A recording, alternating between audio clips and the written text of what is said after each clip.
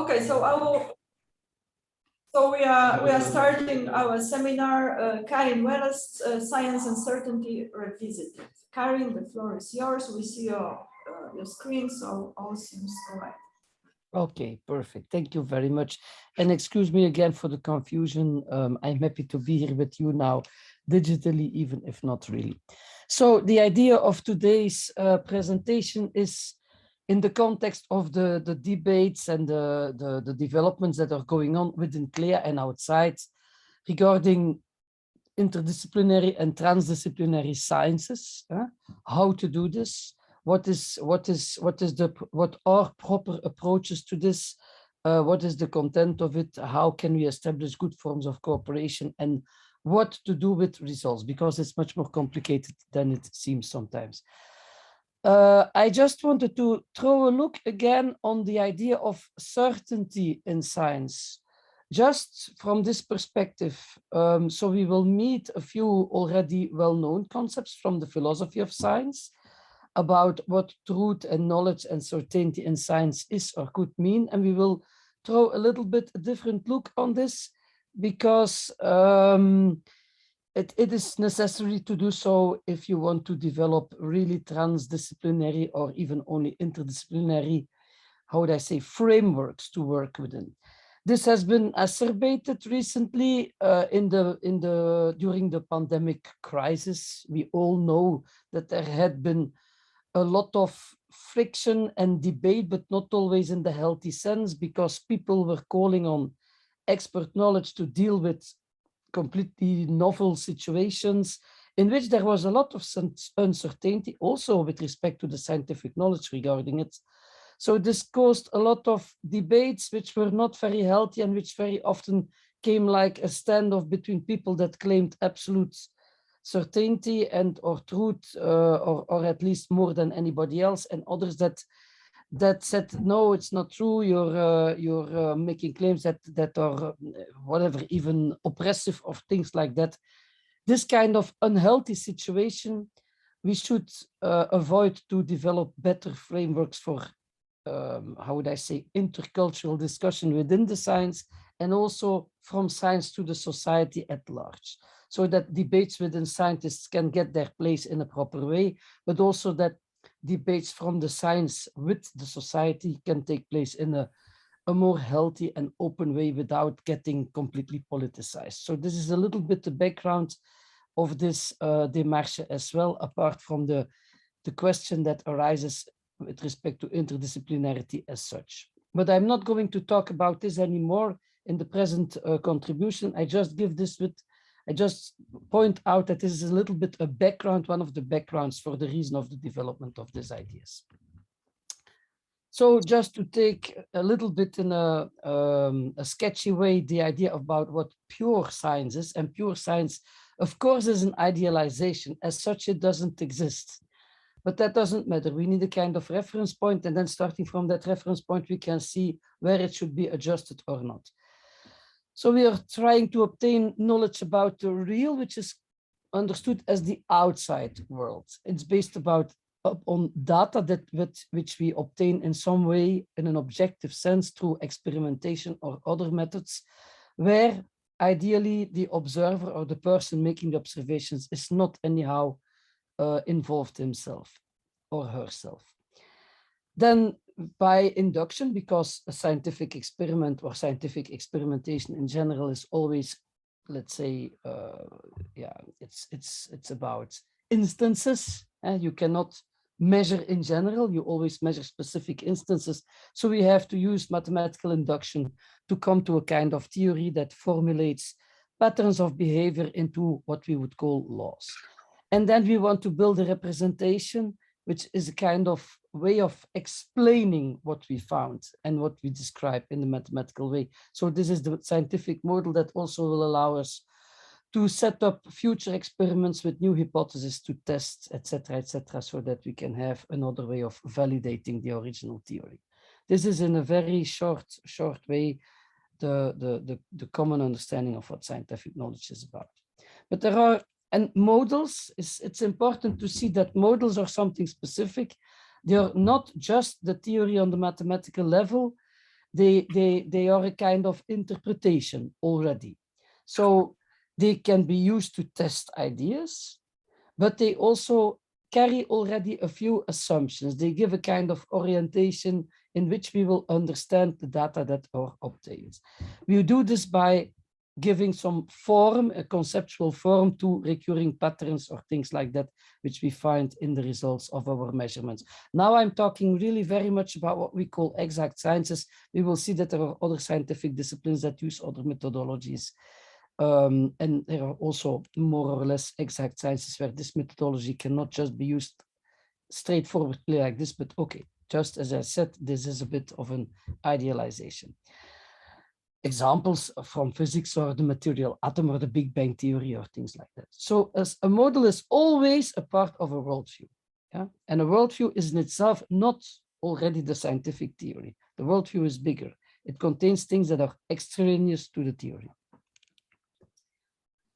If we want to make predictions about things that we do not know, we encounter always a version of, and this is unavoidable, of what I would call Meno's paradox, the question, how do I get to know that there is something I don't know? So again, that's a way of saying you need to make assumptions. Your worldview in which you set up your experiment, the model at large, if you want, contains more than just what you are, how would I say, if you would say it in a bit moralizing sense, justifiably deducing from what you know from your scientific results as such. This is inevitable.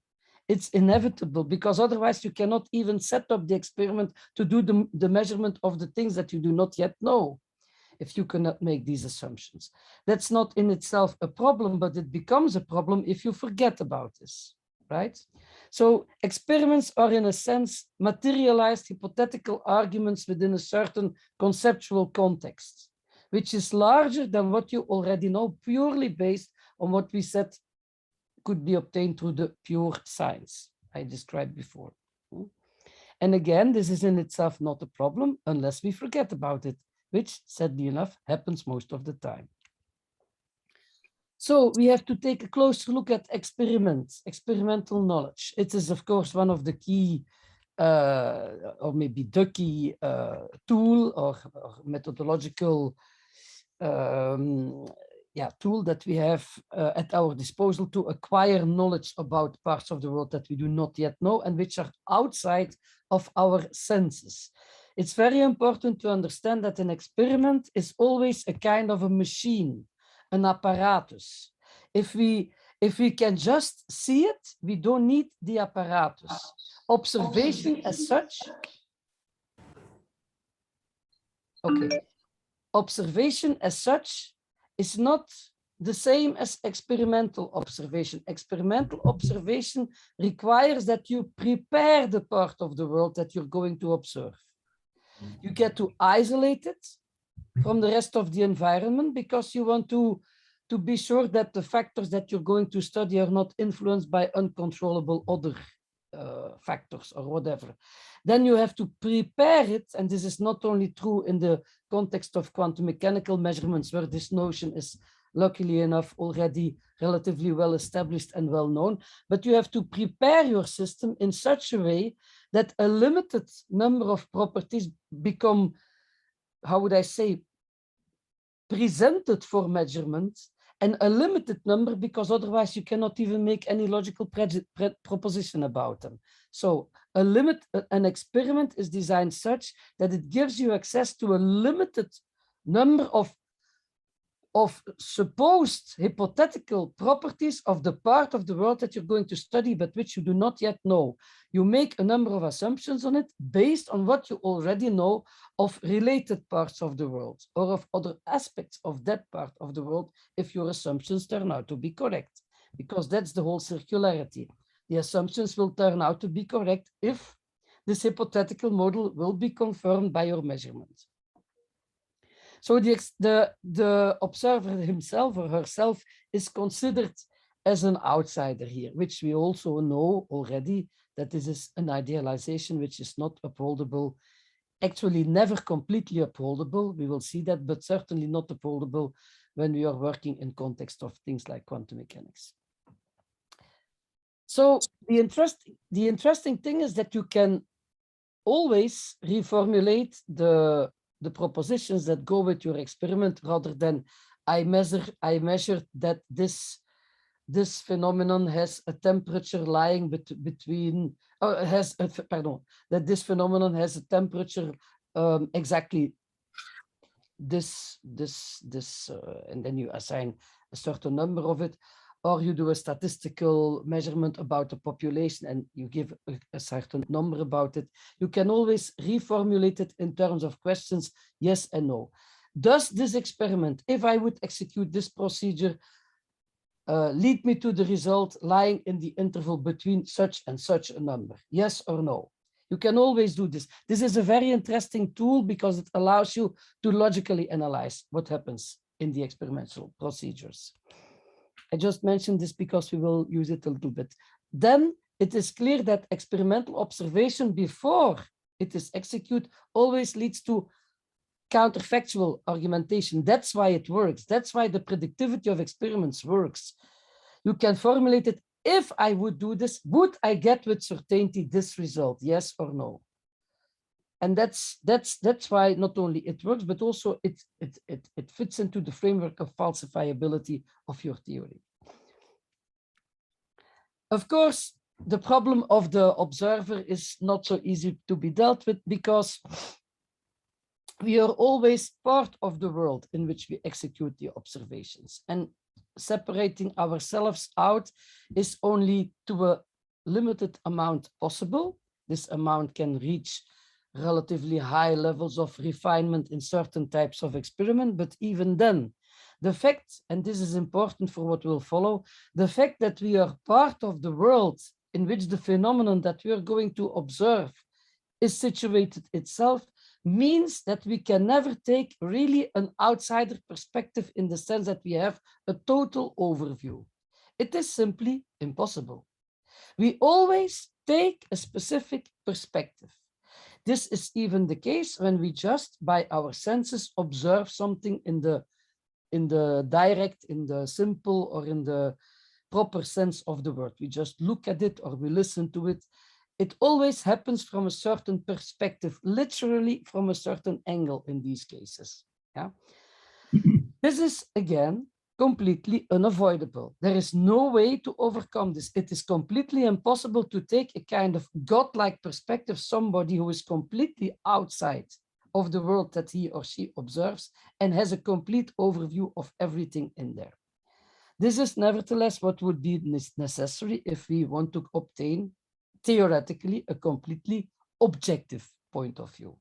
We will always lack something, and we will always only have a partial view of something, and we always make a choice.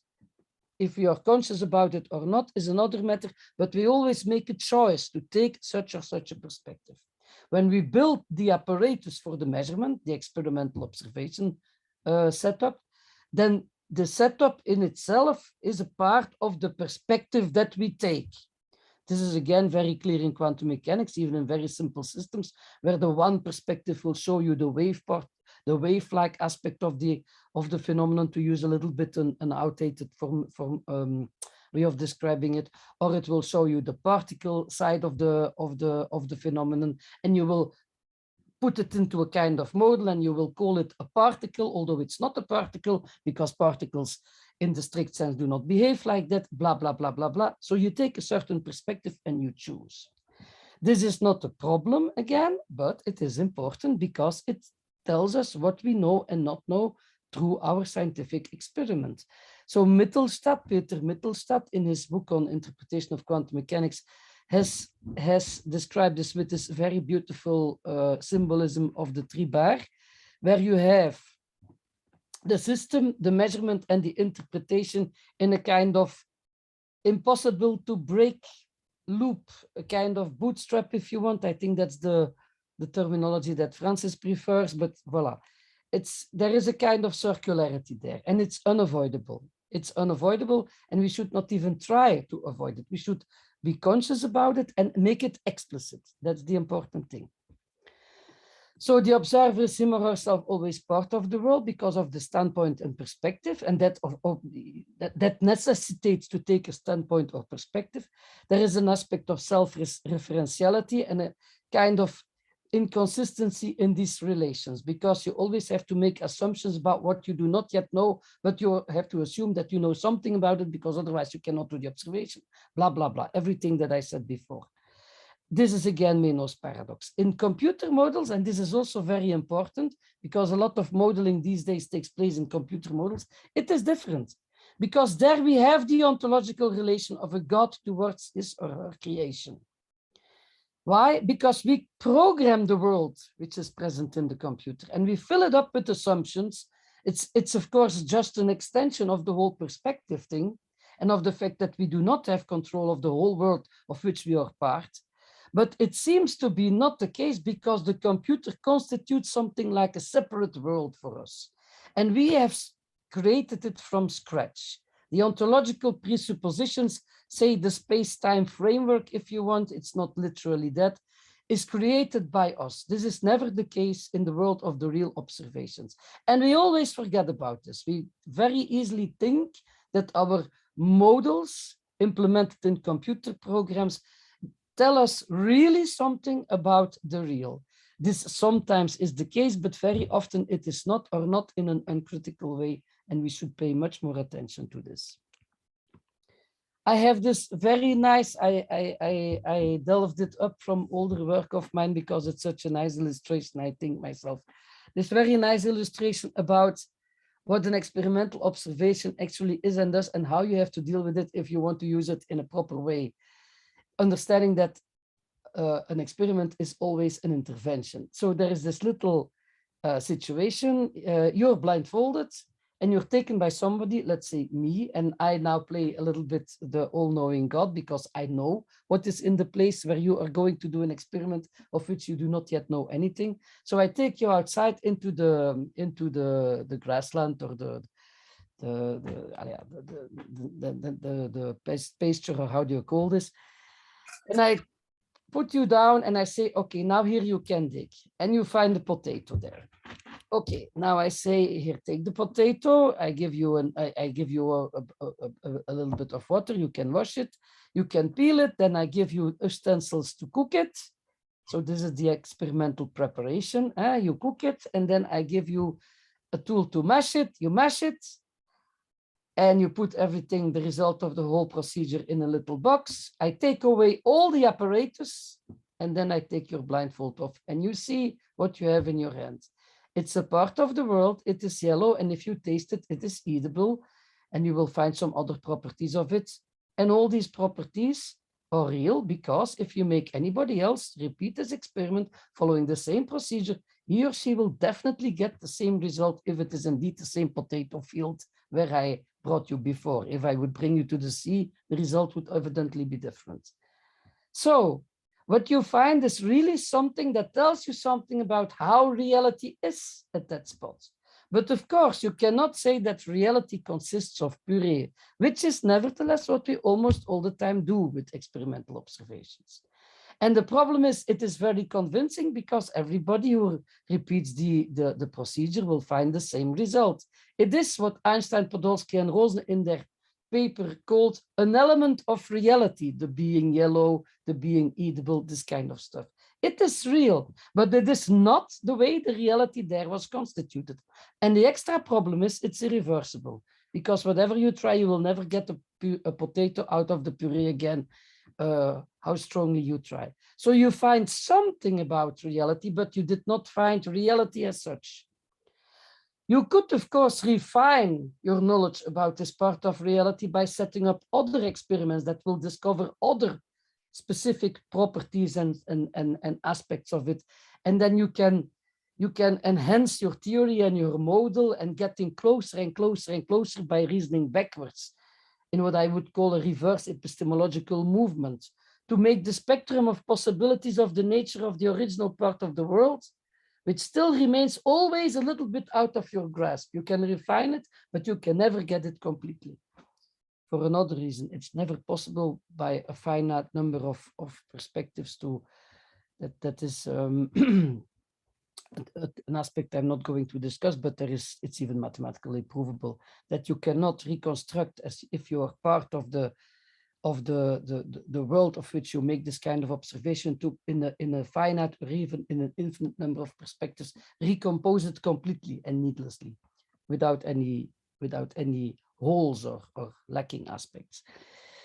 But you can refine and refine and refine, and you will learn more and more and more. Only if you take the nature of the procedure that you executed into account, you will not fall in the trap to take the element of reality for the reality as such. So that's very important as well. Yes, this I already said. Okay, so scientific consensus often consists of the fact that people take a few or only even one experimentum cruxis as the thing that gives somehow the most important and almost the only kind of knowledge that is relevant to be tested. All the rest is reflected with respect to this. And this is an understandable procedure, because if the experiment is very clear and gives a very sound bit of knowledge with respect of that part of the world, it's nice to have this kind of certainty. But the problem is that what I said, you cannot take the element of reality for the reality as such. So very often interesting other experimental points of view or theoretical points of view to be tested by other experiments. Do not get the attention that they would deserve if the nature of the experimental observation would be taken more into account. Denk ik alles lekker aan. Yeah. So, what is the sound here? Okay. So there is this very nice example of that I will describe very shortly of you. It's a historically real example. There was this debate between Newton and Huygens and Leibniz long before the famous Leibniz-Clark actually was Newton, we know that, but debate in the 17th century, in the early 17th century. But more than 20 years before that, Newton, Huygens and Leibniz had already a debate about the nature of gravity, about the nature of matter, about the nature of space, which was, by the way, much more civilized and much more interesting than the one of 20 years later.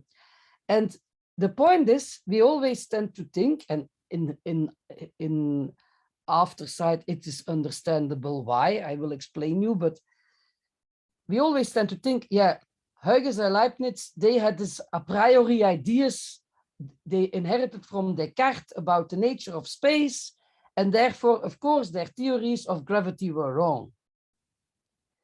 But even that storyline is much more complicated than it seems, but let's assume, for the sake of argument, that this were true. At the moment of the debate, this was certainly not true or not yet completely clear. Huygens organized an expedition, and this is hardly known, an expedition in the late 17th century. Sorry, yeah, it's correct. Yeah, in the late 17th century, to measure the gravitational constant of the Earth on different spots of the globe. And why? Because the theory of Newton, which is this theory of gravity as a universal force, which is related to the quantity of mass and which acts at a distance. You can discuss about what action at a distance means. I don't give a fuck. It's not important now. It works on this way because space is a vacuum. There is no medium that transports this force from one point to another. It works immediately and at a distance. Huygens and Leibniz had an other view. This was what we would call more mechanistic. They saw the space as a plenum, and gravity would work from point to point, contact forces. So it's like you would describe it, and this is, by the way, what also happened. It's a least resistance path through a kind of geometrical surface, if you want, and the whole idea of conservation is crucial there. And this is indeed what Huygens and Leibniz actually developed. Newton developed he had a completely different mathematical system as well. It's very interesting because the mathematics hangs together with the ontology, this vectorial way of describing the action of the forces. Voilà, this is a very large subject, and I'm not going to go into details more now, but the point is, when the boat came back in 1688, and this was just after Newton's first edition of the Principia was published, the data that they brought back with them,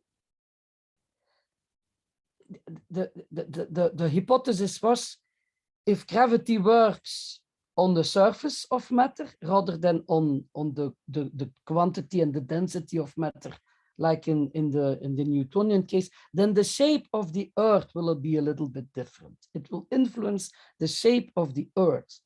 And we can measure the different values of the gravitational constant. You have to imagine that we're speaking in the 17th century. They all calculated this and predicted this. We will measure differences by the use of pendulum clocks. There was a very refined system. Both Newton and Huygens and Leibniz had worked with it with pendulum clocks. And the point was that the data that the voyage brought back 2 years later confirmed the hypothesis of Huygens, not of Newton, and not because it was cheated. We now know that there were some aspects of the measurement that were not completely taken into account at that moment. It had to do with gravitational work on the rope holding the bob for the pendulum, etc., etc. But at the most refined level of experimental data at that moment present, Huygens and Leibniz were right and not Newton. And Newton knew this. And he had no argument to, how would I say, to refute this. Huh?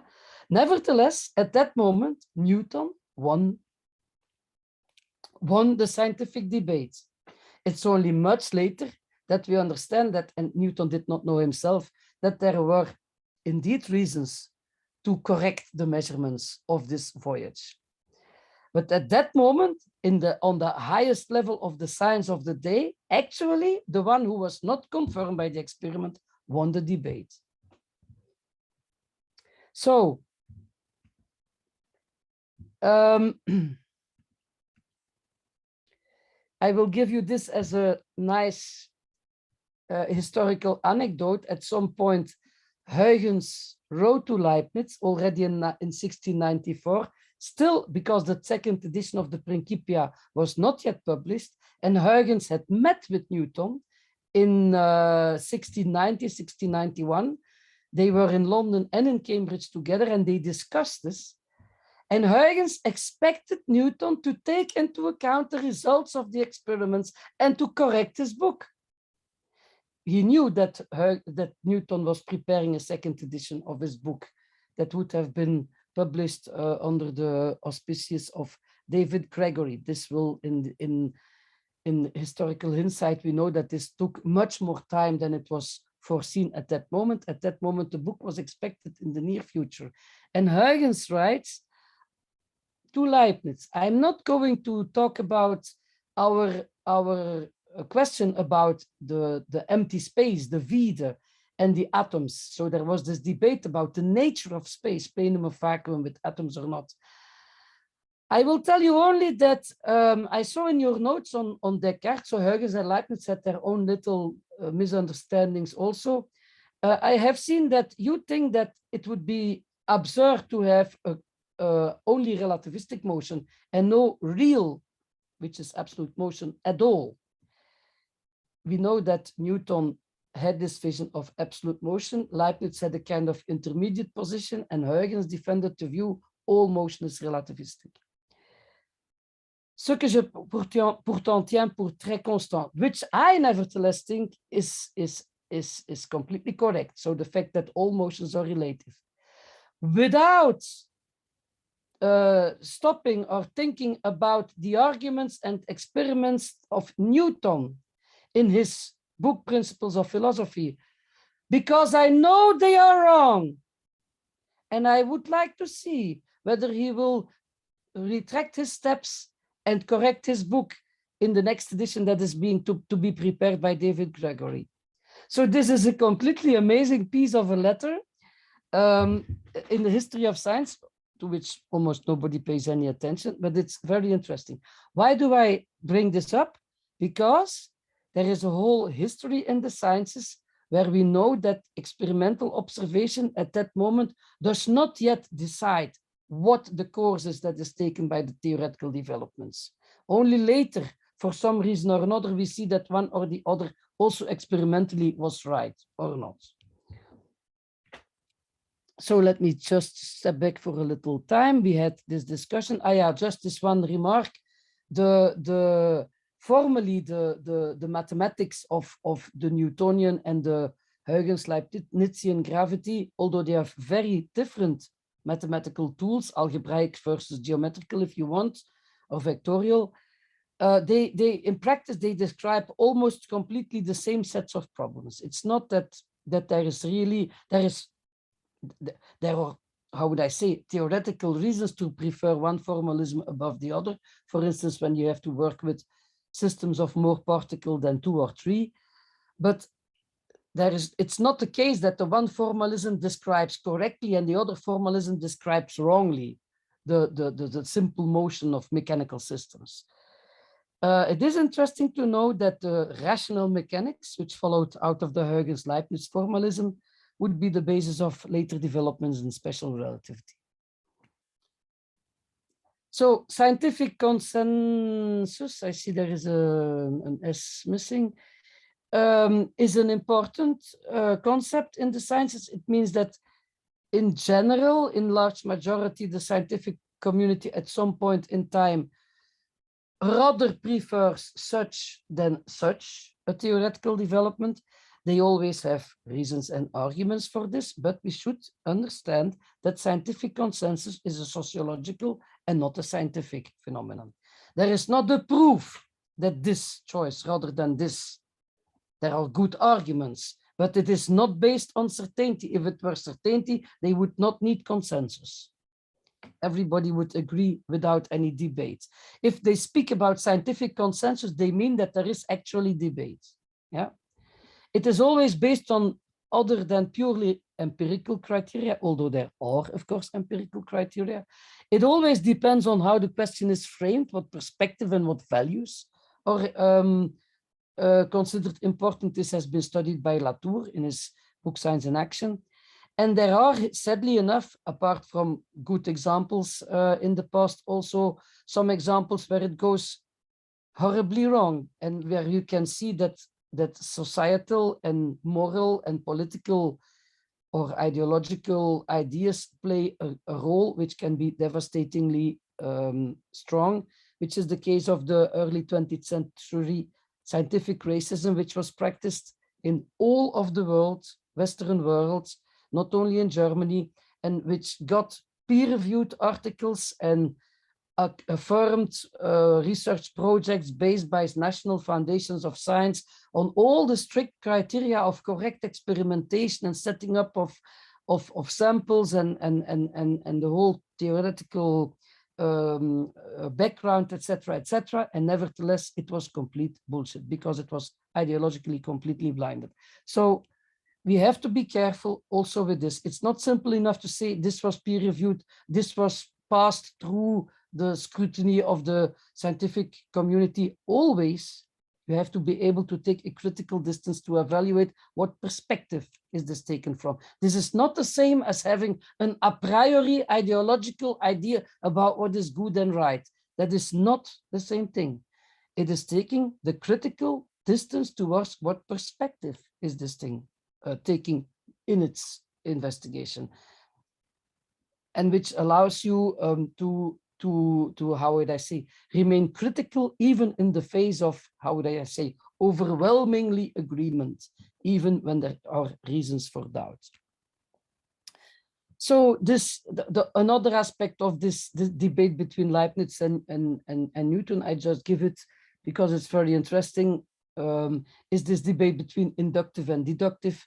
I think that given the circularity between assumption and results, which is inevitable, but which is manageable with proper methodology, that induction and deduction are always also in a kind of dual relationship. You never can have just one.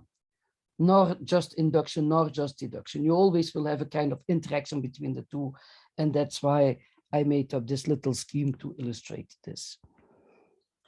So there is an inherent feedback loop between the known and the unknown on the level of experimentation observation itself. This itself has been recognized in the history of, in the philosophy of science as the theory-ladenness of scientific experimentation.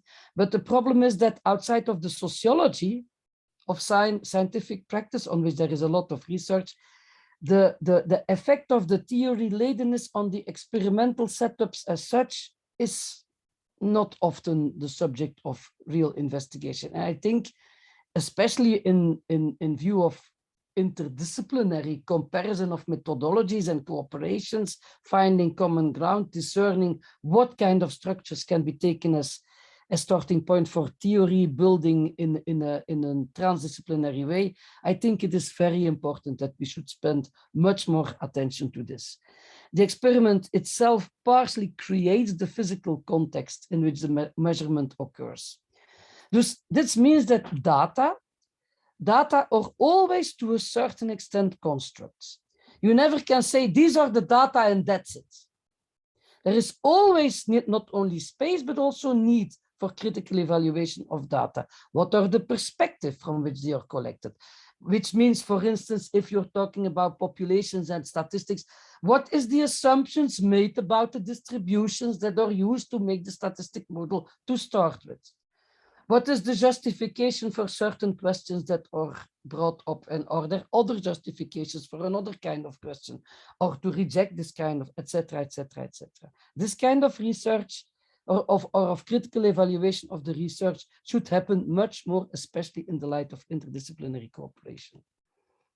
So this beautiful illustration of Escher shows again the circularity or the feedback loop or the bootstrap of which I spoke before, and which I think we should much more often and much more explicitly take into account.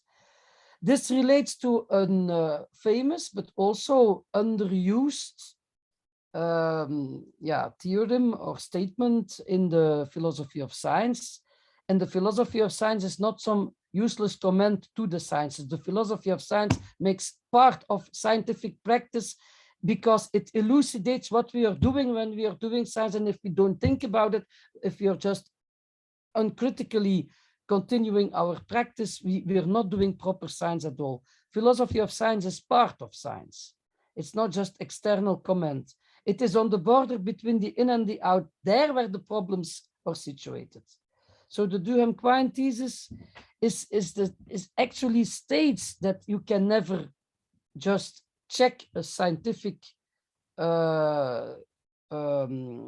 hypothesis by itself on its own virtue. You always need to make a lot of background assumptions. You have to, actually you create an ontology in your mind. You already have it or you create it. A world in which the story that you're going to develop with respect to this part of the world will develop. And the scientific worldview. If not, you can, I will say it again, you cannot even build the experiment to measure something that is not yet known about the aspect of the world that you are studying. So deriving predictions from the hypothesis typically requires background assumptions that several other hypotheses are correct. For example, that an experiment works as predicted. This is not an innocent hypothesis, by the way, because, and this is what was pointed out by Jammer in his book Concepts of Space very clearly, this requires that you have a kind of conception of the space-time scene in which your experiments takes place. It should be at least such that it guarantees that the transition from state A to state B is stable outside of the change of state itself. So it needs at least homogeneity of space. And in Newton's conception, absolute space-time guaranteed this. In relativistic approaches, this was a little bit more difficult, but nevertheless, voilà. So again, this idea that just your experiment is repeatable is already a strong assumption that requires more than just the fact that you built up the experiment correctly and make no mistakes. Worldviews, I'm not going to go too deep into this, but this links actually what we do in science back to the older philosophical tradition. The construction of worldviews of science is based on another methodology because we use experiments and we do not just choose the objects of our basic ontology, but we make assumptions about the ontology of the world, which is the framework in which the experiment takes place, and we build in hypotheses about the ontology of the world into the experiment in order to be able to set it up. So there is an element of choice and perspective, nevertheless, and the structure of the metaphysical argumentation added with the results of experimentation is still present in scientific theory as well, which we can, by the way, see because of by the separation between the dynamic and the static level of explanation, the identity and the change level of explanation, which remains true in science and which is there already from the beginning of metaphysical worldview building. So science needs a scenic apparatus on which it can unfold its storylines. And this scenic apparatus is at least a conception of space-time. I don't say there is only one conception that will work. There are several ones, but you need one. And it informs the kind of both mathematical theory and ontology that you will develop, which is what I wanted to show by talking about the difference between the Newton and the Huygens-Leibniz view of mechanical science in the 17th century. The spatiotemporal scene warrants the repeatability of experiments, and the spatiotemporal characteristics are themselves beyond of experimental control. This is very important. This is what Jammer discusses in his book. And voila, it takes different forms based on different ontological a prioris, as I already explained. Now, we're only talking about sciences that are exact in the sense that I said at the beginning. We use experimental setups to acquire data about a certain part of the world. We try to find some patterns or regularities, formulate them in mathematical laws, and build an interpretation of this through some model. There are many sciences that do not work through this specific operational approach, through this heuristic, and they are nevertheless sciences because they lead to real knowledge about an aspect of the world. Of course, they have also their own, how would I say, methodological shortcomings, and they also always implies that you take a certain perspective, although there the perspective will be much more clear. The big difference is that they will not have to build an apparatus to get to the data on the basis of which they will build their theoretical frameworks. Why? In general, because these data are accessible by the senses. Whether it is geology, where you can, and of course, it's not completely true what I say, because you can delve a hole in the ground to see deeper layers.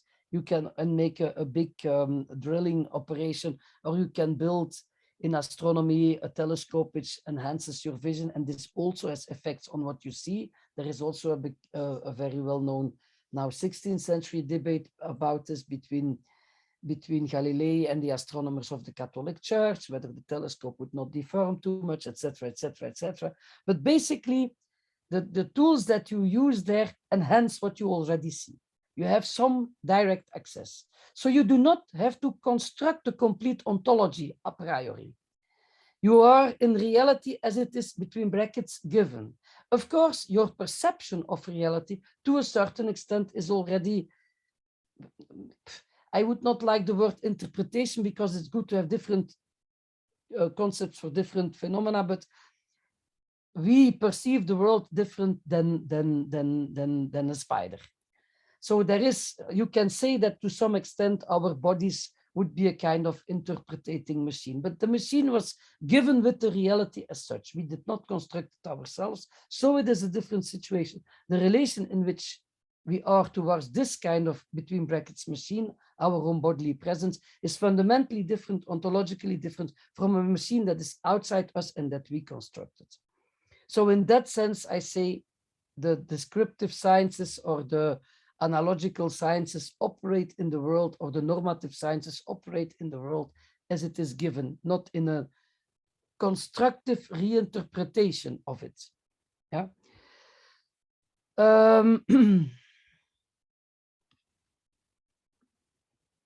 Voilà. So in many sciences, knowledge acquisition is not based on experimentation, but on intervention-free, between brackets, as I said, observation. There is no or only a minimalist apparatus to make observations. This is also true for philology, for instance. Yeah. In philology, you collect an enormous number of data and you compare them, and you recognize patterns, etc., etc., etc., but you do not construct experimental observation. I mean, I speak now about classical philology, not about neuro-linguistic, which is another field and which is valuable in itself, but it's something different. This is, for instance, true for geography, geography as well, geology, for law. There are many sciences which have sometimes even very old, well-established methodologies which are based on other principles, and they work as well. One observes a part of the world directly accessible to the census, not a system that has been separated out and prepared in advance. So they use descriptive and deductive, abductive, or analogical ways of reasoning and argument rather than inductive ones. But these are also arguments and they can be logically consistent. So they do not create the world because they start from and operate within the world. The ontology is largely given. The models and the predictions therefore work differently. They do have a proper methodology and a real knowledge, and interdisciplinarity has to develop heuristics and tools to reckon this and to work with this if you want to do this properly, rather than trying to develop methodologies to reformulate these scientific practices in a way that they can be fitted in one model that is assumed as the only one, and then, how would I say, absorbed in there. I mean, I think we should much more learn to work with other sciences in their own right and develop methodologies to work with them. Economy sits a little bit on the boundary because economy likes to present itself as an exact predictive science, but of course this is very, very debatable. There is a lot of debate about it in any case, because the models are explicitly based on ideological assumptions on all sides, left or right, or market or labor or blah, blah, it doesn't matter. They have a fundamental set of presuppositions which are based on 17th century philosophical ideas, like the social contract, the free market, the rational agents, but we have no reason to assume that they are somehow present in nature. In statistics, the choice of the distributions and the choice of the basic object is, of course, very much of influence, as well as the kind of questions that are asked on the top, the possible results, and very much steer already the kind of result that you can have.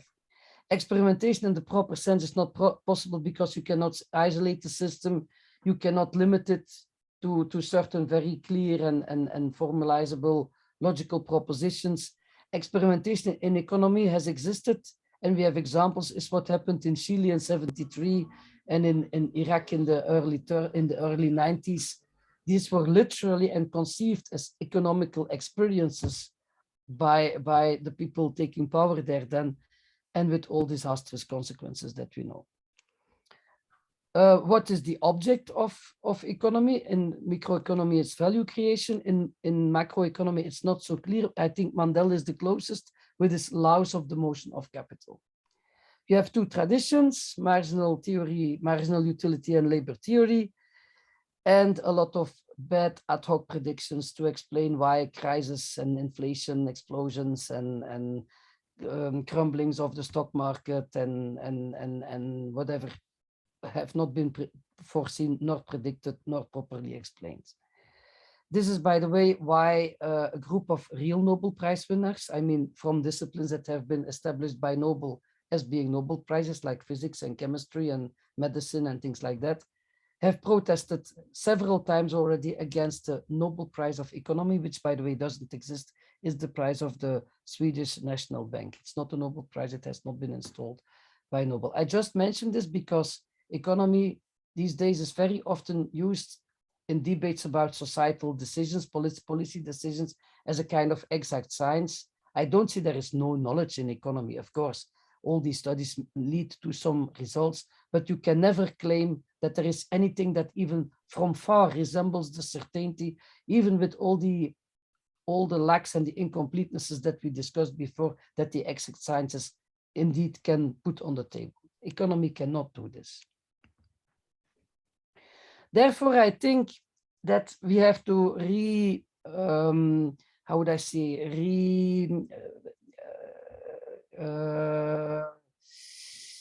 revive, maybe, yeah, put again into the light this fundamental idea of Poincaré, which he formulated in 1909 when he received the Doctor Honoris Causa at the Brussels Free University, by the way, the French one, for his work on relativity theory. It was another example of different theories explaining the same phenomena, but having different options with respect to the perspective from which both the experiments and the ontological descriptions are set up. And Poincaré in this debate with Einstein represented, it's always said that he represented the guy that did not really understand what special relativity, it was about special relativity, by the way, general relativity is still more than 10 years out, that he did not really understand the thing, but that's not the case. He was open to the explanation that Einstein gave, which relied much more on the spatio-temporal structure of the world to explain it rather than on specific properties of the material bodies that move through either the vacuum or the plenum. Again, this discussion from the 17th century. But what Poincaré pointed out was, you can take all the data which we have, to which we have access, and even more to which we will have access in the future, into account. There will always be an irreducible space for theoretical speculation, because we will never be able to measure all the relevant aspects of the world of which we are ourselves part. So he had this fundamental and deep insight that we need absolutely to acquire as much data as possible, and a good theory needs to take them all into account. But even if we do that, there will always be more than one valid perspective on the real, because you will make choices, theoretical choices, and there will always be certain aspects of the real that are not accessible to measurement and cannot be decided like that, either because they are inaccessible or because we have to make so many assumptions that we end up in complete circularity. So his famous saying that you should not subject to any dogma, party, passion, interest, a perceived idea, or anything whatsoever except the facts, is not this, I'm very sorry, idiotic interpretation of a crude form of 19th century positivism that only data are real. Of course not. It means that even and especially when we do that, and we should do that, there will always be more than one valid perspective to the real to be taken. So there will be always space for critical debate, but we will have the tools to discriminate between bullshit, that's the theories that do not take the facts into account, and between solid theorizing, whether or not it is more or less popular.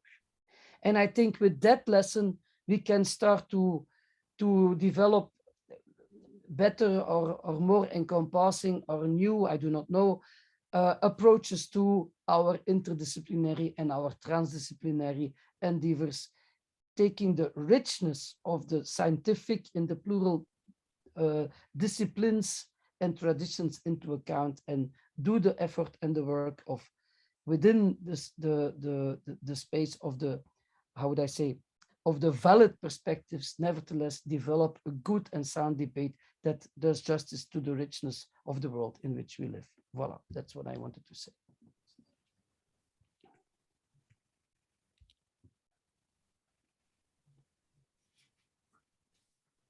Can we reach? All right. Can you hear us, Karin? I hear you perfectly well. Ah. So you. So maybe is it okay to unshare so we'll see everybody? Ah, yeah, of course. I'm sorry. 1 second.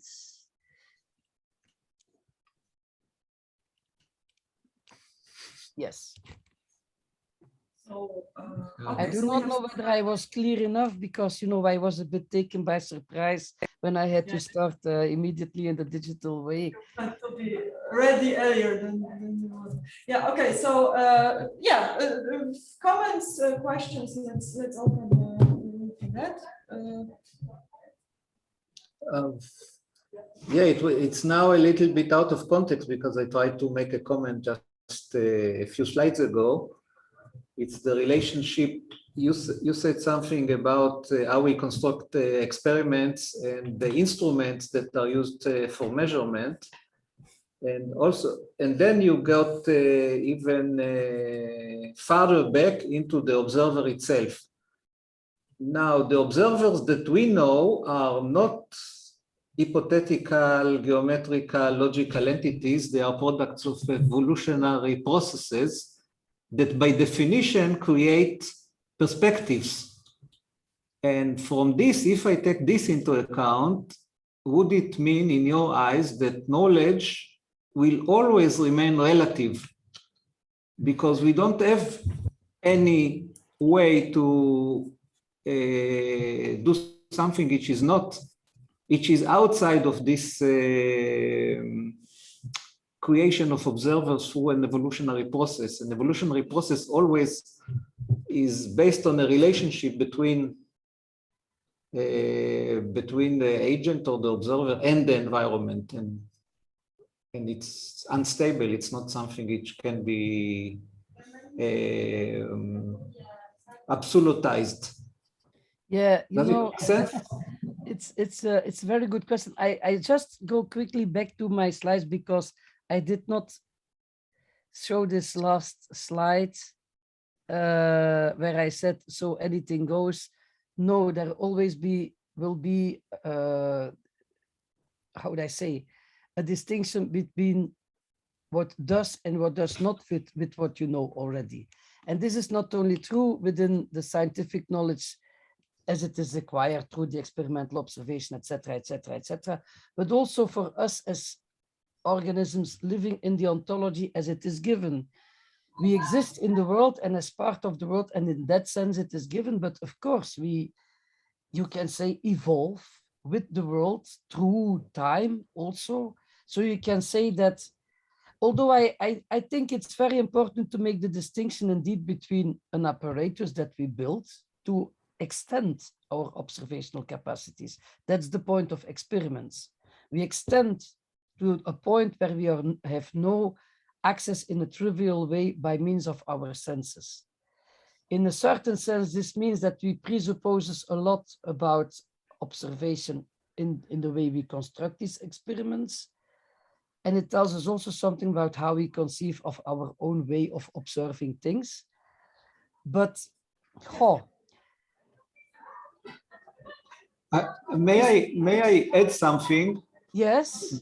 Before you continue, I try to imagine an alien species, a living species that took a completely different trajectory in the universal evolutionary process. Will this intelligent alien species have more or less the same science as we do? I'm speaking now about exact sciences. Yes, it's the more solid, so-called solid ground of scientific research. Yeah. Will they have the same science or an adjacent science and an overlapping science? It's just a speculation. I think that's an interesting way of putting it. There will be overlaps. There will be overlaps, but I don't think it will be the same science.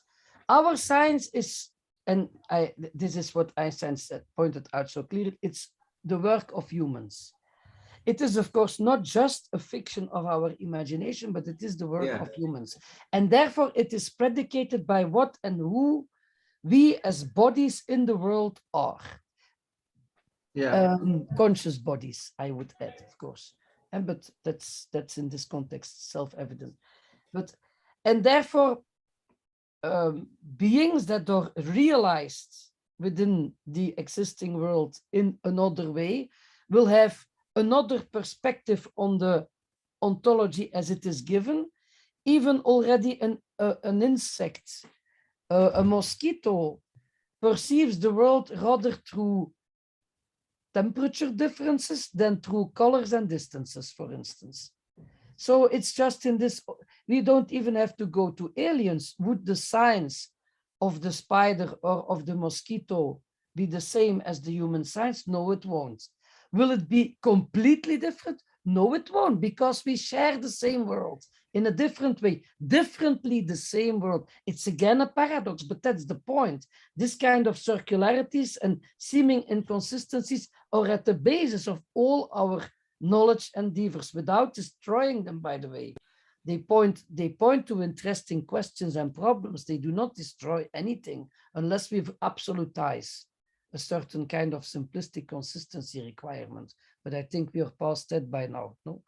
So even we do not even ask the question, have to ask the question of aliens. We can look at other beings, sentient beings around us, and ask the same question.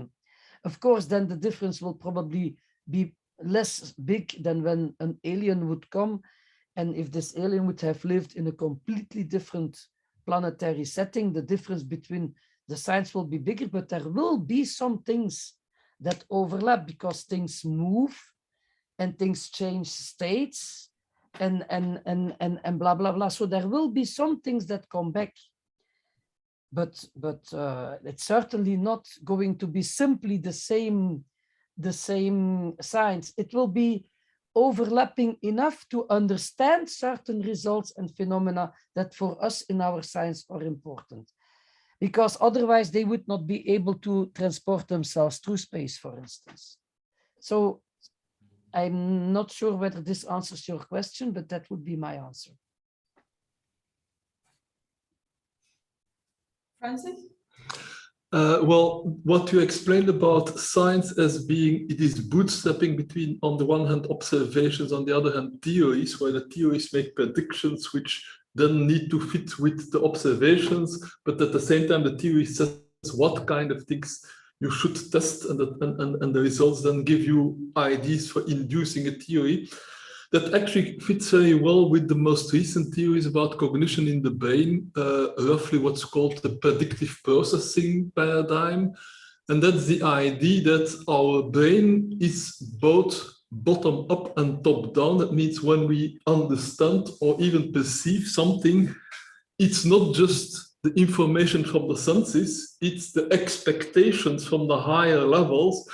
You have a certain understanding of the world, you expect to see certain things, you do get certain visual inputs, and then you try to make the expectations fit with the things you see, and when that matches, you think you have understood it. Like the example I give in my course is, you see some movement behind the bush, and you see something that looks like an ear, and something that looks like a tail, and something that looks like a little bit of fur, and suddenly you say, ah, it's a cat there. So now you have a theory, namely your theory says there is a cat behind the bush, and the theory is actually based on very fragmentary bits of observations. You haven't seen the whole cat, you have seen an ear and a tail and a little bit of fur, but your expectation is that things that hide under bushes that are about that size might very well be cats, and since your view of what a cat is fits with these bits and pieces that you saw, you assume it's a cat,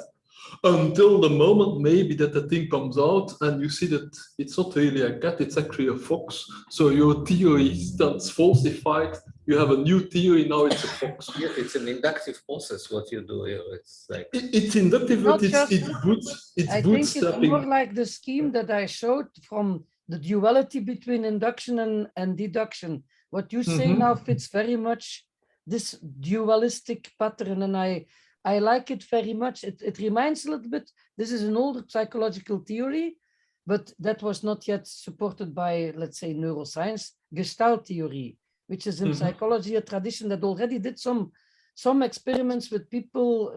They understood to some extent already that people, let's say, fill up the holes in a certain observation. Yes, exactly. That's exactly what I mean. So when you perceive something, the data from your senses are always fragmentary, and what the brain does, it fills up the holes. That means it creates a pattern. And where does it get the pattern from? From the things it already knows, which are partly learned, from experience, which are partly theoretical preconceptions, which may be even partly instinctive assumptions, but it's a combination between construction and perception. The perception gives in data, the construction makes a whole out of these bits and pieces. But this whole machinery, Francis, this whole machinery is kind of ad hoc, and it does not have the goal of reaching some kind of universal truths like a general relativity, etc. It's always, it's like a strategy or a method how to survive or how to know your environment, which is dynamic. It's more than that. It's more than that. What the second part of the theory is that this bootstrapping between top down and bottom up goes in levels, and the higher levels are the more abstract, the more invariant parts. Yeah. So what the brain is actually looking for invariant, and that's exactly what physicists also are doing when they're making their theory. They're looking for invariance. And so it's really not that different from what science is doing. In the beginning, your only invariant is there is some furry creature, and then it becomes a higher level invariant, it's a cat, and then at the higher level you may say it's a mammal, and you can go up to levels of abstraction until you come to something extremely general. But apart from that, I tend to agree with you, Francis, but I would add that when we are confronted with experimental observation, it is not only the tying up the tits and bits and filling up the holes in something that we perceive, but there we have to learn to think the result of this observation plus this procedure gives me this part of the world. So without the experiment, the world does not look like that. That's very important, and we always lose it out of sight, because this, of course, forms the background ontology in which our scientific general story, universal story, unfolds as well. So experimental observation really changes the game. It adds something, it gives us something back. It gives us things that we would not have access to without them, but we cannot see them. It's like what the famous question, a little bit rhetorical question, of course, of Wheeler: do the particles in CERN exist if the CERN itself doesn't exist? I mean, that's a little bit a rhetorical way of putting it, but the result plus the procedure. We do not know what the world is like without the procedure. And that's something that is not sufficiently taken into account in our generalizing abstract level of theory, because the procedure tends to select and isolate. So it is like a thinner version of the world. It's not the world in which we nor the aliens really live. It is a kind of replica of it, which allows us to do things that we otherwise would not be able to do or to know, but in which we cannot live and never will live. So the replica of the aliens will not be the same as ours, even if they will find some aspects of general relativity that we also find, because otherwise we would not even be able to make the transport through space.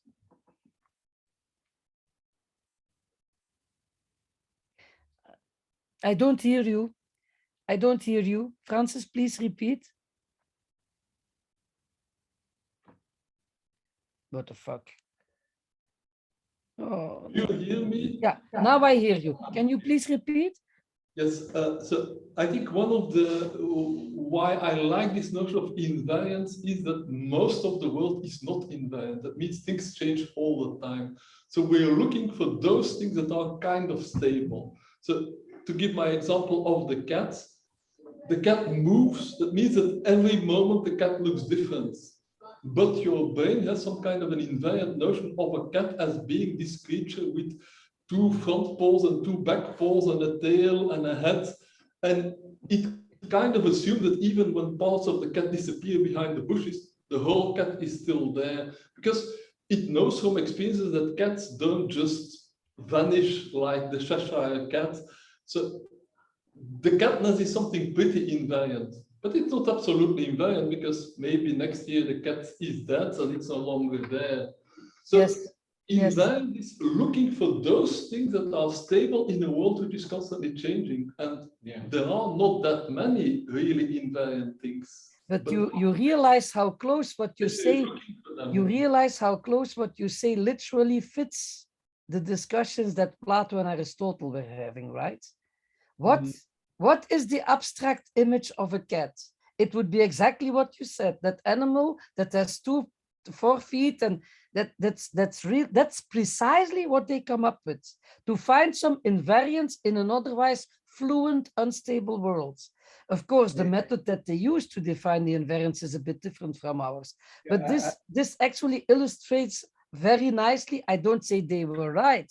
I just point out a remarkable resemblance after 2,000 years of science and developments and real knowledge that has been acquired that was not existent then. We still come out at almost precisely the same problem and the same type of answers. Not literally the same. I want to make one comment about this invariance. Also, invariance is something which is constructed because we decide at a certain point what is similar and what is different between 2 or more things. We make decisions. Sometimes they are very, very, very implicit and not explicit. But also this thing about first, variance is not in object, invariance is not in object, but in relationships. And then we say, okay, these 2 things are identical because one is the other with noise. And we just, okay, we say, this noise is just noise, yes, and we don't have to explain it. But this is exactly where we make I agree. Variant, we make it invariant. So it comes back to your circular yes, triangle. I agree. I completely agree with you. And the point is, this is unavoidable. We have to accept it, and we have to develop our epistemologies and our heuristics, and also even our ontologies in such a way that they take this into account.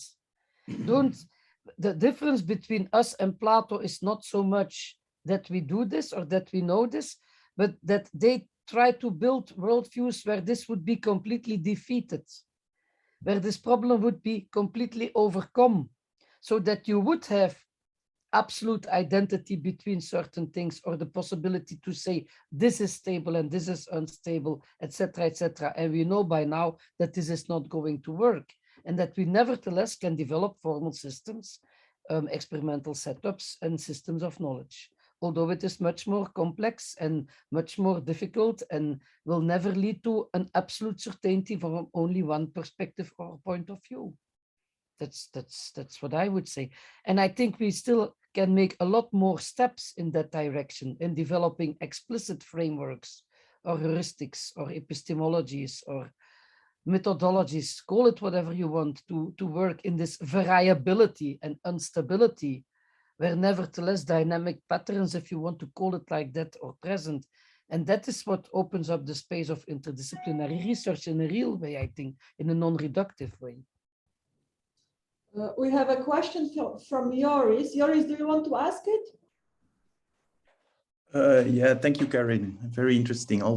Each time I come to you to increase my awareness. But my question was, do you have any advice on how we can train ourselves to increase our awareness of this impossibility of pure objectivity? And so we as humans, what can we do to stay aware of this? Oh. Like how would we organize our schools, for example? Not the way we do it today, but what kind of exercises or? Yeah, it's thank you for first for being present and for the nice words that you said, and second, thank you for your shitty question, which is completely to the point and very difficult to answer. No, you're completely right, of course, and I'm happy that you ask it. I don't have how would I say, a ready-made answer to the whole problem, of course, but I think that this is one of the things that we try to experiment with in the School of Thinking project and in the interdisciplinary educational program that we are now trying to develop from within CLEA for the rest of the university, not in some special program for just a small group of people, but because of course we have 2000 years of tradition in this kind of education, and we have 500 years of scientific experience and very dogmatic, I cannot say it otherwise, of idea about this is the only way to do it right. I think that understanding that there are always more than one perspective is not so difficult, because you have very simple exercises that you can make people do, which are nevertheless rather confronting. One that I very much like is the one of looking at yourself and looking at others, and I mean really in their bodily presence, and describing what you see and understanding what you don't see. And also looking at yourself on a screen or in a mirror and looking at somebody else. The digital era initiated by the pandemic was a very nice experiment. And this because everybody now has felt what the difference is between something on a screen and something in real life, what the different perspectives is that you have and can have towards it. So this can raise awareness in a rather confrontational, but in a friendly way about this already. You'd never see yourself completely. You see less of yourself than you see of somebody else. So the distance between you and the somebody else is bigger. That's why you can see more. Your distance, your perspective is more distant. You can walk about this person and you can take different perspectives and make a more or less complete picture. If you all put them together, you can have a complete picture of yourself. You can't. You need an apparatus. You need a mirror or a photographic apparatus or something like that to do it. So that explains already what is the difference between you yourself as an observer in relation to the world and you yourself as somebody external from you in relation to the world. So this kind of exercises are perfectly doable in a normal school setting. You can even make them very interesting. There are many interesting experiments that you can set up with this, with photography and mirrors and things like that. That's one thing. Another thing is making understand people that logic is not absolute. I mean, classical logic is a human construct and it works in a very specific constellation. There it works, but not outside. From the moment that change and dynamics come in, it doesn't work already anymore. We have to learn from the start. And there are cultures and traditions which are much more used to work with this dynamic side of reality. We are more focused on this static, objective side of reality, so we can learn from other cultures in dealing with this, but also developing our self-tools and confronting children in a playful way with the fact that different logical approaches exist or different perceptual approaches exist is perfectly possible. A third thing that would be nice, I think, is working with this Gestalt aspect of reality. Learning people to understand that they fill up a lot of holes themselves by doing this kind of simple psychological experiments. You can again do it in a very playful way. A fourth thing that could be possible is let people experiment with experiments and let them think literally, like with the potato experiment. I made it a little bit caricatural because it's so clear. If you then think, yeah, the world consists of Puree, then you immediately see that this is, yeah, a little bit ridiculous. Although it's not completely wrong, but there are many learning to see what an apparatus means. Also in the media, go to the theater, the scene is an apparatus. Go to a cinema studio. If you see the apparatus, you have not only the scene, but also the cameras and the decor and blah, blah, blah. You can make people understand what it means to construct worlds and worldviews by doing this kind of stuff. And you will make them more alert and you will make them more competent in dealing with it, but also defending themselves against it. So this is what now would be my small, and on the level of sciences, make sure that every scientist in whatever discipline at least has a serious course of philosophy and history of science, and at least has some good workshops in a good, correct setting of interdisciplinary approach of teams. We will start next year with a program in law, and I feel very honored and pleased that they invited me to contribute. So for the bachelor students, there will be a program, Maakbare Maatschappij, where people will learn to deal with juridical problems from an interdisciplinary perspective, learn to see that you have something like sociology, like whatever,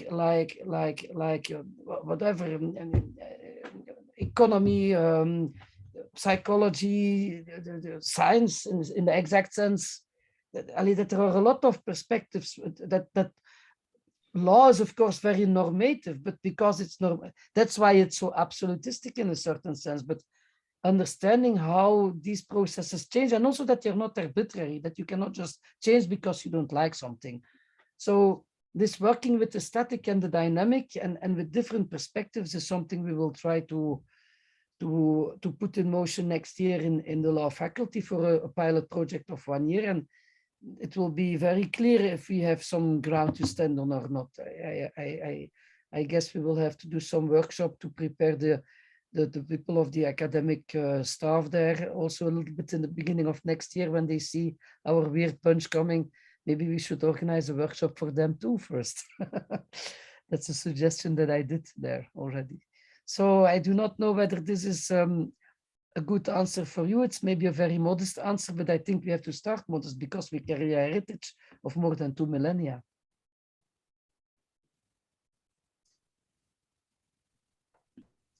Yeah, on the one hand, it might seem that like questions like that point to like our like kind of impotence or impossibility, if like getting out of ourselves, so we can like describe that this is how it is. But on the other hand, I think that like just simply noticing something and realizing something and knowing it, that it is like that, it's like changes everything as well. Yes. So it's not a little thing to kind of acknowledge and start to pay attention to a kind of this generative, like it basically like this is the change. Yes. If you are like continuously tuned to like basically as a habit to trace the generative processes, both kind of experimental in this kind of instrumental way, but the same applies to our cognitive apparatus. Yeah, it's exactly the same. When I listen to your example from potatoes, yes, you are speaking about apparatus and about like operations to have information about something that is not kind of accessible to the senses, but simultaneously, if you have you come to the field and you see like with your eyes the potatoes, we do the same in like percepts concepts. Yes, how you will delineate reality, how you will like value it, what you will like consider objects, what you will consider actions, what you will consider stable and unstable is exactly the same. It's an apparatus which is like here. Yes, and just simply like knowing that this is creating those facts and perceptions, yes, knowing it and kind of becoming accustomed to see it happen.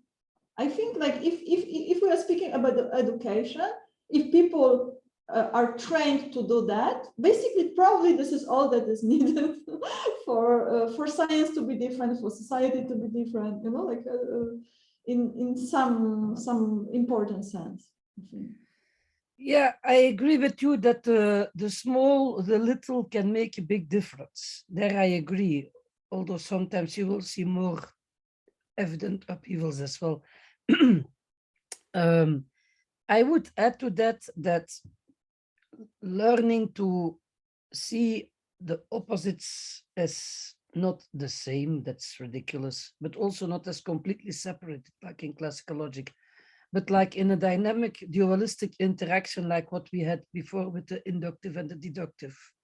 Yeah. So either of both of those will not describe properly our rational interaction with ourselves in the world. And the two together, recognized as different but hanging together. Duality is a nice concept for that, because it's not just the inverse of an operation. It's not that you go back to where you came from if you turn it around. Something has acquired or something is different, but you can still recognize a structural relation between the two. The whole is more than the sum of the parts, and nevertheless the parts, or real wholes in themselves, if you want. And there are many things like that. It's not just with induction and deduction, it's with many things like that. It's like with the inside and the outside of us, of ourselves as perceptive sentient beings. It is like with conscious and not conscious. It is like with static and dynamic, which is one of the big conundrums of our tradition. As I said before, the whole metaphysical debate started not only when we want to understand what the level of abstraction is and where we make a kind of image that captures as much as possible the little parts that we see, but also the process of transformation through what we call time, but transformation from one moment to the other of that same object. When we are looking at it, when it is present, it is the object itself, or when it is not present, it is the abstraction that we have in our mind and that transforms to capture the future version of the object that we will confront somewhere in the future.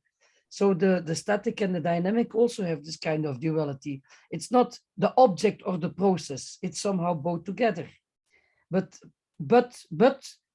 the one, like in quantum mechanics, at some moment it makes more sense to look at the particle from the wave behavior perspective. At some moment it makes more sense to look at the particle from the particle behavior perspective.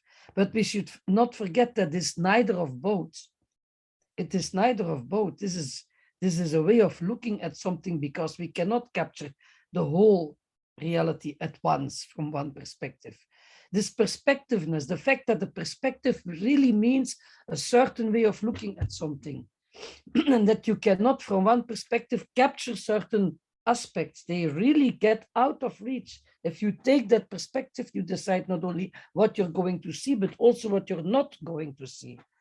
And the enhancing of this awareness, I think, is fundamental. The absurdity of a theory of everything. We already know that it's not possible, even within in the exact sciences, in the theoretical sciences. It's not possible. We make progress by trying to reach it, of course, because we always encounter new perspectives and aspects of the real that we have not thought about. But it's very clear that it's not going to work, because it's the wrong kind of question. But isn't your perspectivism an attempt at a theory of everything? It's not a theory of everything in the sense that you can put everything in one bag and look at it. No, it's not a theory of everything, but it is a theory of accepting potentially everything, if you want. Right. An approach to everything. Yeah, something like that.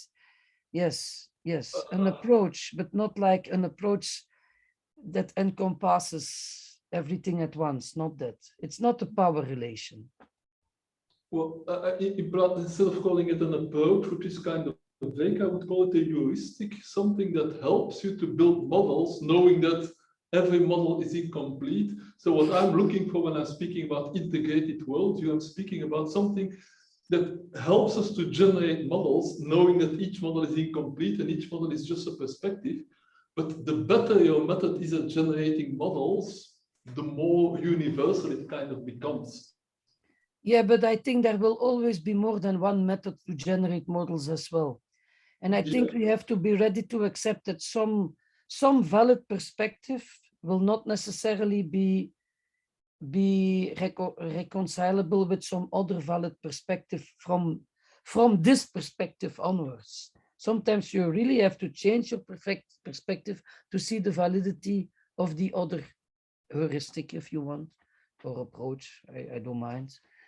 But it's a kind of meta way of looking at things, but not then indeed, rather in an what is the word again? Operational way, than in a conceptual way. Okay, I would be ready to live with that, but I still think that generating different worldviews, or apart from worldviews from different perspectives, is one thing, and understanding why choosing a perspective also means choosing not this or that perspective is as important. So you have to learn to see not only the picture, but also the photo negative of the picture.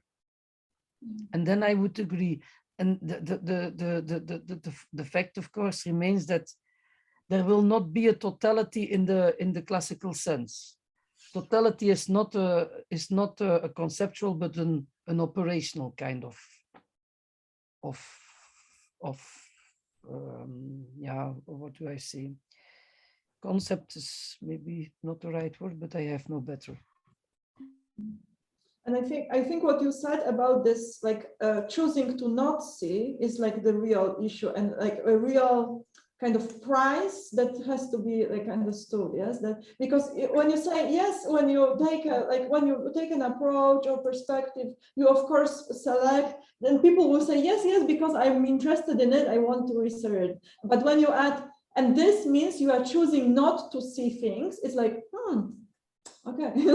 So yeah, it's I was thinking about this only during the discussion now, but it also is, I would not say modesty, because modesty is way too much this Christian kind of blah, blah, but it's, the idea is that you do not want to, if we accept that totality in this concept exists, but only as a heuristic or as an operational tool and not as a concept, as an encompassing, then you immediately also understand that you cannot control everything. So your relation is not the relation of control of power. Your relation is indeed rather like insight and like the multiplicity of interaction. You will have a little bit of power, of course, which you always have if you have some, but it's not even trying to harness everything. You understand what I mean? So I think it's also from this respect. I mean, if we think too easily that we can bring everything under one umbrella, I mean, that's what we are facing now in our climate crisis, for instance. We should change. We should step away from the idea that acquiring real scientific knowledge, which exists, let that be clear, that means to have complete control over something. We should learn, and this we can do by understanding what really a perspective is, a perspective with real valid knowledge, but always partial knowledge. I think it would be more healthy from an ecology of mind perspective as well, I think. But that's just a very ad hoc kind of reflection that I now make as a consequence of this discussion, which is, by the way, very interesting. In terms of hygiene of mind, it's always about the problematic relationships with the unknown. We just don't like it, and then we try to create all sorts of strategies and ways of how to avoid acknowledging the unknown in this sense. So I think it goes even a little bit, just a bit more than perspective, this perspectiveness thing, because the attempt to reach a totality is actually in order to make the unknown disappear. And yeah, maybe, yeah, to fill up all the black spaces with white paint, or the other way around. Yeah. I don't think the word unknown is really very useful, because it assumes that we know what it means for something to be known.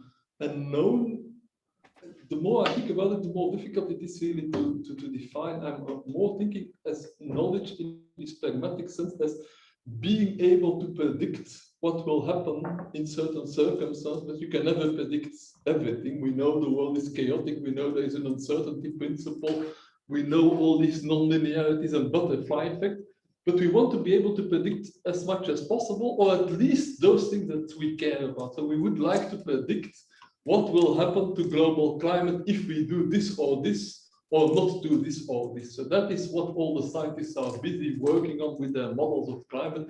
They want to predict, but knowing that they can't perfectly predict. So I think this rather the question of what can you predict, what can you not predict, is maybe better than what do you know, what don't you know. So we have to admit that there are certain things we will never be able to predict. And then I think the main question is, if something happened that you didn't predict, is that noise? That means, well, I know I can't predict it, I don't care about it. Or is that maybe something that if you had understood it better, or you had used a different model, you might have been able to predict? So I think there is really the tension between things that are intrinsically unpredictable, therefore noise, therefore things you can ignore, and things that you couldn't predict, but maybe with a little bit of changing of your assumptions and a little bit of additions to your model, you might be able to predict. So that's where I think the interesting point is, and that's also the brain also does that. The brain has a kind of an inbuilt interestingness filter. It will ignore noise, but what is noise? Noise are things you didn't predict, but if I look at the sky and there are all kinds of clouds moving about, I don't care. I'm not predicting what the shape will be of the next cloud. But if now suddenly a UFO passes, then I will say, that is something I need to be able to understand. So the interestingness monitor in the brain says all kinds of cloud shapes are possible. I don't care about them, but this particular shape of a flying saucer, that does not fit with my expectations, with my predictions. That needs an explanation. And that's when science will start to look, what was that UFO? What was that thing, that flying saucer that we saw? So there is a subtlety that some things you can't predict, but you don't care about, and other things you can't predict, and you think, there's an anomaly, it's something that needs explanation. So you are, to me, you are raising two interesting questions, but different ones. One is like, what does the notion unknown refer to? And the question, like you are questioning the kind of like, usefulness of this notion in general. And another question is, does knowledge mean the same thing as predictability? Can there be knowing that isn't predictive? Yeah. If I may say something to that, it is an interesting, both of you, by the way, comment. Of course, unknown, which is not predictable, exists. And not only the criterion of predictability will discern whether we are curious to know more, although it is definitely one of the important criteria, but the painter who watches the skies and enjoys the beauty at the moment knows something, and by painting it acquires some knowledge about it, but it has nothing to do with trying to make predictions. So knowledge is the relation of being known with something, experience, etc., encompasses more than just the idea of predictability. But predictability is of course also important. Whether we would rather be looking for the saucer than for the clouds, I do not know. I think this depends on how many science fiction films you have watched in your young years. I think that in some countries or in some cultures, the form of the clouds might be extremely important to predict, for instance, the weather for people that work on the land and things like that. But that does not do away with the fundamental question that the unknown, being larger, I think, than the unpredictable. Unpredictability is an aspect of it, is indeed something. And by the way, it's again the discussion of the Meno, the dialogue of Meno, to which I referred in Plato, is precisely about that. They try to define what virtueness, virtue, living like a virtuous person is. And they try all kinds of researches and heuristics and definitions and blah, blah, blah, and they fail. And that's when they come to this question of how can you know what you do not know that you know, or that you should know, blah, blah, blah. So it's again, this discussion is also 2,500 years old. And now it comes again, not only here, but it again comes on our table. And it's at the same time reassuring and a little bit disquieting that exactly the same questions with almost exactly the same concepts arrive on our table while we have made a detour from more than 2,000 years with a lot of results, but apparently not on these crucial points. And so this would qualify as an invariant in humans. That's an interesting point that you make. Thank you very much. That's indeed a very good point. That is an invariant. The invariant is not only the objective thing of what we get to discover, but also this kind of structural recurrences. That's a very good point. I would agree with you. Yeah. Yeah. The thing with the predictability is okay, but it lacks something because it loses sight of the present. We should not forget that we live in the present, even if we do not know what the present is. And the present is certainly not just an element of time, but the present is where we experience the clouds and the sound and the music, and where we do, if we do filtering, we do it in the present. We can do it afterwards, conceptually as well, but we first do it in the present. And there other criteria than predictability take clearly place, like joyfulness or fear or understanding, like besef, not understanding like rational deduction, but like insight, things like that. It's all related to knowledge, but then in a larger sense than just the predictability aspect, I think. There may be a broader sense of what we say is like sense making. And sense making is something that you can apply to the immediacy, so it does not have any notion of predictability, but you can expand the interval of time into both into the past and into the future, where sense making is taking place. So it's what is sense making? I don't understand. What is sense making is how you it's a special way of how you represent your immediate interactions.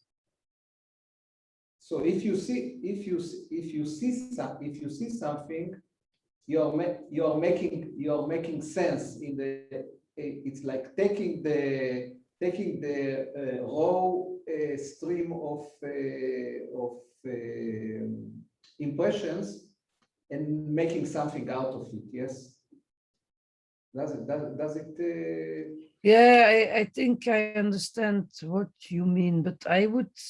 Well, I got the concept of sense making from Weaver, who got it from Di Paolo, I think, but I have developed it further.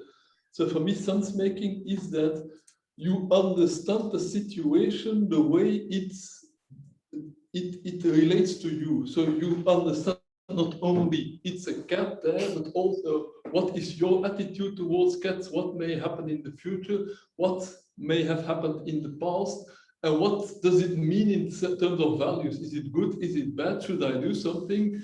Should I leave the cat? If I'm allergic to cats, I should get away. If I'm a cat lover, I might like to pick up that cat and maybe save it and bring it to a vet. The sense making is this whole interpretation of the situation so that it makes sense to you. That means you understand what's going on and you know what to do about it. The first person. It's a first person view, yeah. Yeah, it's which also has the third person aspect in the sense that you need to know that it is a cat. No, but I am not saying this as a criticism. It's just a remark. Sorry, can you repeat? She says that she's not saying this as a criticism, but as a remark. Yes, First yes. person, the first. But I think I would agree to some extent, but the present is not time. And the past and the future in our experience coincide in the present. The present in this sense precedes sense making. It's not the same as sense making. I do not have to evaluate whether this is important to me or not. That happens instantaneously. Yeah, it was more, I agree, it was more like more a figure of speech. Because when I speak about the place where sense making is happening is in the interaction, and the interaction presents to us an environment, the way that it is presented, and it's like it's a bidirectional relationship. So the sense making here is once we interact, we have immediately a certain notion of presencing, which is embedded in the interactions. So now I'm going into something which may sound more detailed and less immediate to understand, but it has to do with the with the overall indefinite actually set of interactions that, and this is how it makes sense, but also how everything else makes sense of us. It's like a mutual relationship. The way I understand this word, it's kind of like an attempt to find a notion that expresses simultaneously being and cognizing in like kind of like historical duration. Yes, so it's yeah, it's being and becoming. And like but being as a cognitive action that is interactive and also like is like you are sensing the environment simultaneously. You are like you see like one word that's kind of like an act, like cognitive action in but in time. Yes, so I understand it like I don't understand it in time. I understand it like Weaver said as being and becoming simultaneously. That I can understand. Because there is a historical duration of this. Yeah, but that's already, that's something else already. That's not the moment itself. That's already a perception of and an interpretation of it afterwards, which is perfectly fine and valid. The historical evolution or process before it, as far as the instantaneous sense-making concerns, takes place in the present also. Yeah, That's why I say that the present and the past and the future coincide in the present. Yeah, but the body is kind of accumulation of memory. The body is memory of like the Yeah, but we live in our body in the present. So this memory exists in the present and acts in the present. True, but the body itself is a memory. Yeah, yeah, but okay, but that doesn't change what I say. This memory exists only in the present. And the present contains the past in this sense. But it's not that we are, if we extend it to the past or the future, we are stepping outside of this present sense making and we are representing. We are constructing, which is fine. We use our Plato's cave in our head to make a kind of cinema hall where we represent absent things as if they were present. That's not the sense making anymore. I think it's included in sense making. Yeah. Yeah, and I think that I have even a more simple notion of it is I will try to say it like this: things exist for each other in as far as they affect and being affected by each other. Would you agree to this? I don't know whether I agree because I'm not sure that I understand, but what I don't understand is the link to the conversation before. The link is the link is weak, I think. The link is no, I don't think it's the way that I relate to sense making in fundamentally is just affecting and being affected by something. But this affecting and being affected also draws the boundaries between things and lends them an existence in relation to each other. So this is the whole. But this is already a very elaborate interpretative construction on top of this. I think that sense making is an experience in the present by me. And since you are also me, for you, you can say the same. And everybody here can say me in the sense of this, the center of this sense-making experience. And we relate to each other. That's true in the present. But I would not turn it around. And that's, by the way, what Bonveniste calls the je-tu mechanism. There is a linguistic basis for this. This is very interesting. But it's not that how would I say? It's not that you cause my existence. It's not like that. It's not like that. You think you cause my existence? I don't think so. No, it's not like that. Be alone. It's all and everything. No, I don't say I'm alone either. I am present. But yes, that's what sense making is about. But then you are also present, Marta. Did you notice? But then you posit a presence which is a priori to any. It's not an a priori. No. presence does not mean time. It's the here and the now. I mean, try to be somewhere else than in the here and the now. And I'm not talking about the screen, but the place where I'm sitting. I can be anywhere I want in my imagination, but I cannot be anywhere else now than in the here and the now. It's impossible. That's what sense making is about.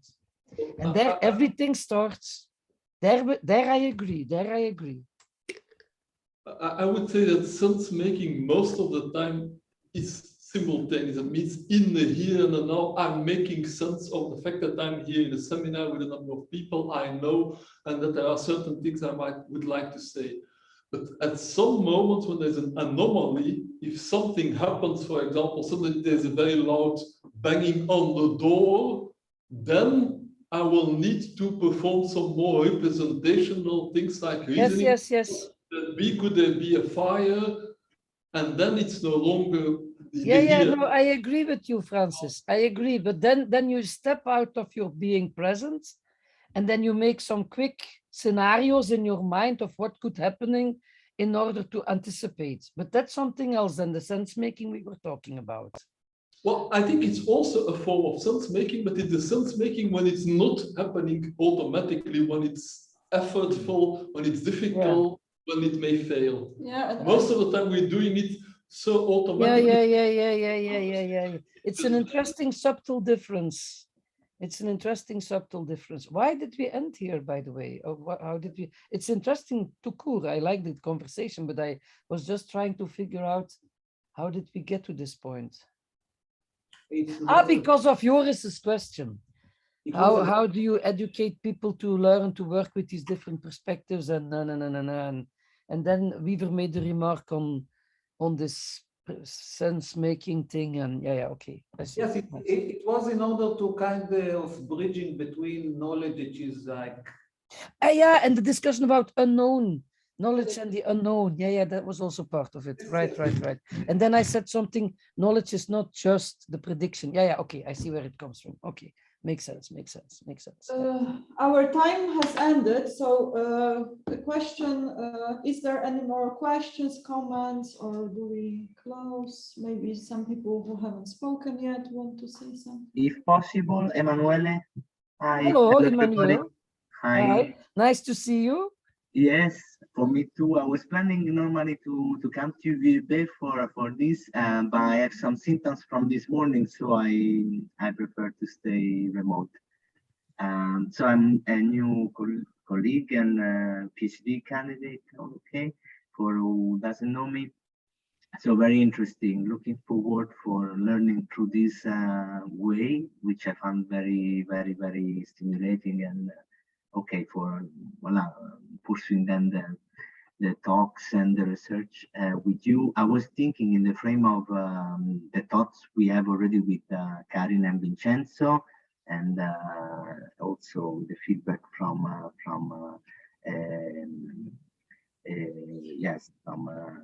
in the research proposal building up. Did you know that, for instance, in the science of observing Earth, so technology related sensing making is called the discipline that you study as first is called remote sensing. Remote sensing. So I found that an interesting link there in sense making, because one of the challenge and the questions we look at is actually, okay, this powerful tool that we have observing Earth from space, which are the implications, how the potential effect, positive and negative ones, will be handled, will contribute, and how can or cannot contribute to the relation between people, humanity, and technology, AI, but technology to court. One of the key things would be how can all this abundance of data information streamline into the way our education is made today. So this relates to the question. So how our way of actually looking at things and positioning ourselves towards other and possibly also in relation with technology that is helpful for a better understanding and better knowledge about Earth and ourselves and living beings. How can we actually really make something out of it into having a new way of really educating people, from children up to one of the things that is, let's say, in the policy side where I work, is really trendy, let's say, is talking about reskilling people, upskilling people, meaning like, okay, workforce which is in public authority, so which is in the private context, has to catch up with the investment we've done in new technology, infrastructure, digital transition, and so on. So we want to accompany that on the policy side, and there are thoughts and there are new ideas about tools or interventions to do. But what might be really needed is to link policy to rethinking the approaches and the way how we can support education. So this is one of the reflections going on. Just wanted to bring this. Okay, very nice. Thank you, by the way. That's good to hear you say this.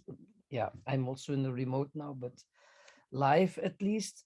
I think education and the transitions and the disruptive processes that we are living through is a very important topic. And I understand that also from the technology point of view, it can make a lot of sense to try to understand how new kinds of data, etc., can be channeled into education, and how people that look for new jobs can be prepared for new digital environments.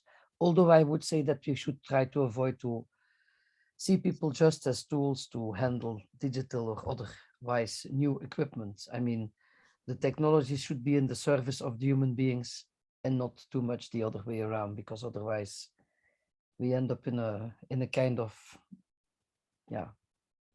in a paradigm of exploitation, which would not be what we wish for. But I think indeed interdisciplinary approaches to education in this kind of settings should be able to contribute valuably. That I agree with you. Yes, of course. But maybe Francis or Weaver have something to say to this. Not sure right now, but I will have to think about it. In any case, this is just the first of many conversations that we will have in the future, and I hope we can find a moment somewhere in the beginning of the summer holiday when things are a little bit more quiet to meet once at Clay Hour in the neighborhood and have a drink and have a chat and a nice meeting, a real meeting in an informal way to get to know each other and to understand better what we can mean for each other.